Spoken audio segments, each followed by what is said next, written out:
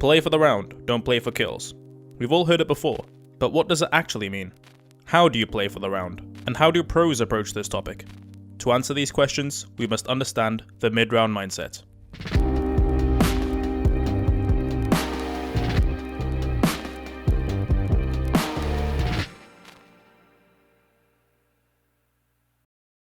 Sports is 90% mental, and the rest is physical. This quote, mentioned in Jim Afremo's The Champion's Mind, reinforces the idea that the psychological state and mindset of an athlete is just as important as their physical performance. Similarly, the mindset of an esports player in the middle of a round is just as crucial, if not more, than their mechanical skill. You make dozens of tiny decisions every single round. Choosing to engage an enemy, choosing to position yourself a certain way, choosing to give a call. Every one of these decisions will have an effect on the outcome of the game. And before making a decision, you should always ask yourself, is this decision getting us closer to winning the round? But how do we apply this to our everyday games? Well, simply put, we have to identify the right goal. Campbell's law, an adage developed by Donald Campbell, states that once a metric is used as a primary indicator of success, its ability to accurately measure success tends to be compromised. Let's break this down. Say you set yourself a goal to become healthier. There are countless ways to obtain this goal, but you decide to use weight loss as the primary metric. So, in your mind, the more weight you lose, the healthier you are. But, if you start to obsess over your weight instead of your initial goal of being healthy, you fall victim to Campbell's law. In other words, your initial goal, become healthy, is now replaced by lose weight. The metric has now become the new goal. Similarly, in competitive gaming, most people start with a reasonable goal, improve at the game. And there are many ways to achieve this. Good communication, utility use, game sense, map knowledge, kills. But most players wrongly obsess over the number of kills they get and neglect other aspects of their gameplay. By making kill count the sole metric of success, you essentially make get more kills the new goal. Now, instead of asking the question, is this decision getting us closer to winning the round? You're asking the question, is this decision going to get me more kills? Instead of guaranteeing a round win, you may start engagements unnecessarily, potentially jeopardizing the entire game. Leaving this mentality unchanged embeds bad playstyle habits throughout your gaming career. To clarify, we're not claiming that increasing your kill count is a negative thing per se, only that if it's your sole focus, you necessarily neglect other aspects of your gameplay. Okay, we've learned to focus on the right question, but how do we answer it? Dozens of decisions can get you closer to a round win, but how do we decide which one to choose? In other words, which decision is the most effective? Well, we've come up with an easy system that'll help you answer this.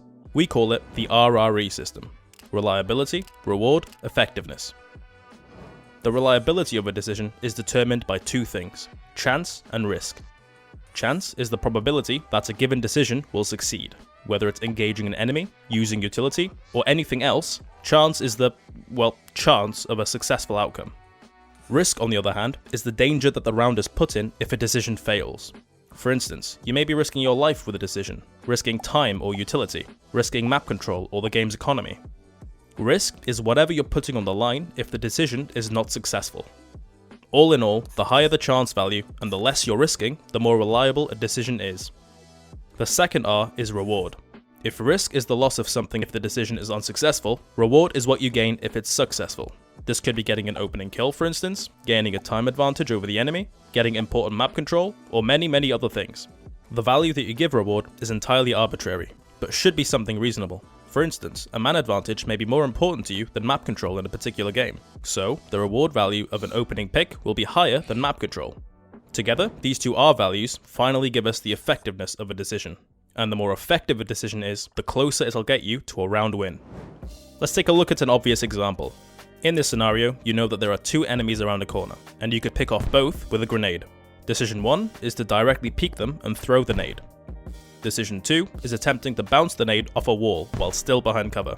Now let's analyze the effectiveness of each decision using RRE. In scenario 1, peeking the enemy directly has a low reliability because you're at a high risk of dying. Bouncing the nade while still behind cover, on the other hand, has a higher reliability because the risk is lower. In both scenarios, the reward stays the same, 2 potential kills. However, using the RRE system, we can determine that scenario 2 is superior because the outcome is more effective. You may find yourself in a scenario where the opposite is true, where the reliability of 2 decisions may be the same while the reward changes. In this case, the effective decision would be the one with the higher reward. Most real scenarios, however, are a lot more complicated than this. In 99% of cases, you'll be working with imperfect information, Almost always, both variables will change, and the skill lies in being able to accurately guess each variable with the information that you have. All pros use this system to analyze their decisions in one form or another. It is, however, not a mindset that can be easily adopted. It's an intuition built up over a long period of time, and pros have had thousands of hours and tens of thousands of rounds under their belt to refine this instinct like a sixth sense. You won't learn it in an afternoon, but can make steady progress in a few ways. First, and perhaps most obviously, play more. It goes without saying, but the more you familiarize yourself with as many scenarios as possible, the more intuitive the decision making will feel. Second, analyze your decisions post-match, and decide whether you could have been more effective in your decision making. Weigh out the reliability and reward of your decisions, and make an honest assessment of your gameplay. You could do this by recording your games, or using your in-game replay system. The more you do this, the more ingrained it will become in your mindset, and the more you'll find yourself making subconscious yet effective decisions. So, the next time you're unsure about a decision, remember RRE: reliability, reward, effectiveness. Okay, we've learned to apply the mid-round mindset on the individual level, but in competitive esports games, the team component is just as important. So let's take a look at the additional things to keep in mind. Most strategies can be seen as checklist strats. These strats are made up of distinct steps or phases which have to be completed in order, and it's your job as a player to always be aware which step or phase your team are currently in. Keep in mind exactly what your role is in the current step and think ahead to the next part of the checklist. Don't stray from your team's plans. Don't be that guy who the rest of the team have to wait on. In the end, just make sure you're constantly aware of your team's intentions and your role within that. Even after you die, your role doesn't end. Lots of players think that their job is now done, but in most competitive games, players still have the opportunity to help their team. The mid-round mindset applies to dead players too, and there are many ways you can still assist your team from the grave. First, keep track of your team's intel.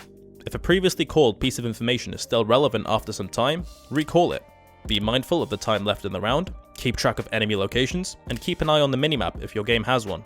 Second, you now have a unique perspective on the cohesion and synergy of your team. Don't just sit on one perspective. Cycle through everyone. Is someone out of place? Is the execute or strat missing something important? Are teammates watching the same angle?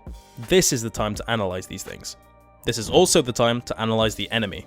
They could have weaknesses that your team can take advantage of, but finding these is sometimes difficult when your mind is occupied with actually playing. The enemy could also be making recurring mistakes or plays, so analyze patterns, identify mistakes, and think of counters. Third, you also have the opportunity to analyze any bad decisions that you made that round. Even if you think you played flawlessly, there's always something to improve on. Did you peak too soon or too late? Did you fail to act on teammates' information?